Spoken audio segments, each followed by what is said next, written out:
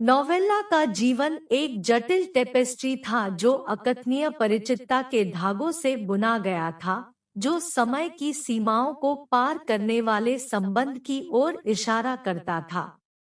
अपनी शुरुआती यादों से वह एक घर के सपनों से घिरी हुई थी, एक ऐसी जगह जो उसके दिल को छूती थी, उसे एक अकथनीय खिंचाव के साथ आकर्षित करती थी। फिर भी इसका महत्व रहस्य में डूबा एक मायावी पहेली बना हुआ है। 17 साल की उम्र में मारिया के साथ उनकी आकस्मिक दोस्ती एक महत्वपूर्ण मोड़ थी। नोवेल्ला को कम ही पता था कि मारिया उसे उसके भयावह सपनों के रहस्यों को खोलने वाली कुंजी तक ले जाएगी। जैसा कि नियति को मंजूर था, जिस घर में मारिया उसे लेकर आई थी वही घर था जहां पर नोवेल्ला के सपने बार बार आते थे। पहचान तत्काल थी, जैसे कि उसने किसी अन्य जीवन काल में उन गलियारों को पार किया हो। मारिया के परिवार के साथ भी एक अलौकिक परिचय था, मानो उनकी आत्माएं किसी दूसरे युग में आ गई हों। यह प्रतिध्वनि स्वयं मारिया के साथ विशेष रूप से मजबूत थी। नोवेल्ला ने एक अकथनीय संबंध महसूस किया, एक ऐसी समझ जो महज दोस्ती से परे थी।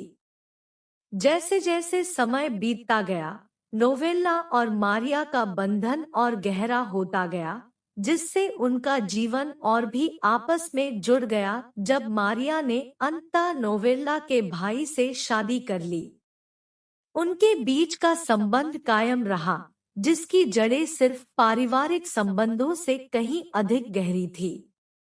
नोवेल्ला की अपनी जीवन यात्रा तब भी जारी रही जब वह शादी की राह पर चल पड़ी। फिर भी वह अपने अतीत से बंधी रही, खासकर मारिया से। उनके जीवन के अलग अलग रास्ते होने के बावजूद उनका बंधन कायम रहा। पास्ट लाइफ रिग्रेशन का रहस्योद्घाटन नोवेल्ला के लिए एक आकस्मिक क्षण था, उसके अस्पष्ट सपनों की उलझनों को सुलझाने और उसके भीतर सोई हुई दबी हुई यादों को उजागर करने का अवसर। यह विश्वास की एक छलांग थी, मूर्त से परे के क्षेत्रों की खोज, अस्पष्ट के उत्तर की तलाश। पास्ट लाइफ रिग्रेशन के पर्दे के माध्यम से नोवेल्ला के अतीत की टेपेस्ट्री उसके सामने खुल गई। उसने खुद को 300 साल पहले के एक बीते युग में पहुंचा हुआ पाया, जहां उसके सपनों का घर वास्तव में उसका निवास था।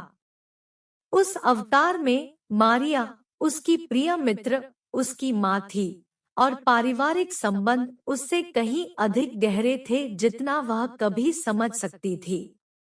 उस जीवन में मारिया की बहन नोवेल्ला की अपनी बहन थी। रहस्योद्घाटन गहरे थे, भयावह सपनों के पीछे के कारणों और मारिया के प्रति उसके महसूस किए गए अकथनीय संबंध पर प्रकाश डालते हुए। उस युग में नोवेल्ला के अस्तित्व की विशेषता शांति और शांति थी, एक ऐसा जीवन जो शांति की भावना से ओतप्रोत था, जो सांसारिक अस्तित्व के परीक्षणों से परे था। हालांकि घर से रिश्ता कायम रहा, जिसने उसकी आत्मा पर एक स्थायी निशान बना दिया। उस जीवन काल में अपनी शादी के बाद नोवेल्ला उस घर से चली गई जिसे वह अपना घर कहती थी, फिर भी यादें उसके अस्तित्व के तानेबाने में अंकित हो गई। उसके वर्तमान जीवन के अस्पष्ट सपने उस अतीत के अवशेष थे जिसे वह जीत चुकी थी लेकिन भूल गई थी। नोवेल्ला को यह एहसास हुआ उसके सपने पूर्व जीवन के लिए एक द्वार थे, एक लंबे समय से चली आ रही एक हल्की सी फुसफुसाहट जो उसे याद करने के लिए प्रेरित कर रही थी। इस जीवन में मारिया के साथ अकथनीय संबंध रिश्तों के जटिल जाल से उपजा था, जो समय और स्थान की सीमाओं से परे था। नोवेल्ला की कहानी अस्तित्व की चक्रीय प्रकृति की एक मार्मिक याद दिलाती है, जहां आत्माएं पिछले अनुभवों के अवशेषों को लेकर जीवन भर यात्रा करती है। कुछ यादें अतीत के युगों की फुसफुसाती गूंज के साथ गहरे में दबी रहती हैं, जबकि पिछले जन्मों में बने संबंध समय के गलियारों में अप्रत्याशित तरीकों से गूंजते रहते हैं। यह आत्मा के लचीलेपन का प्रमाण है, अनकही कहानियां जो सांसारिक अस्तित्व की सीमाओं को पार करती है। नोवेल्ला की यात्रा इस गहन सत्य को उजागर करती है कि भले ही पिछले जन्मों के अनुभव पर्दा पड़े रहें, लेकिन उनकी गूंज हमारे वर्तमान की सिम्फनी में गूंज सकती है, जो जन्मों जन्मों से परे अंतर संबंध की एक टेपेस्ट्री बुनती है।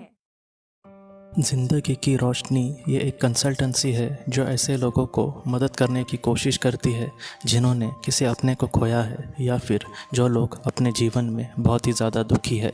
जो लोग इस संस्था के साथ जुड़ेंगे उन्हें पास्ट लाइफ रिग्रेशन की ऑडियो, ध्यान करने के लिए 5 ऑडियो, 10 ऑडियो बुक्स और उसके साथ साथ PDF किताबें, मतलब ऐसी किताबें जो मोबाइल या फिर लैपटॉप या फिर कंप्यूटर पर आप पढ़ सकते हैं, ऐसी किताबें उन्हें ईमेल पर या फिर व्हाट्सएप पर भेजी जाएंगी। जो लोग इस संस्था के साथ जुड़ना चाहते हैं वो कृपया इस नंबर पर व्हाट्सएप मैसेज करें। आपका बहुत बहुत धन्यवाद।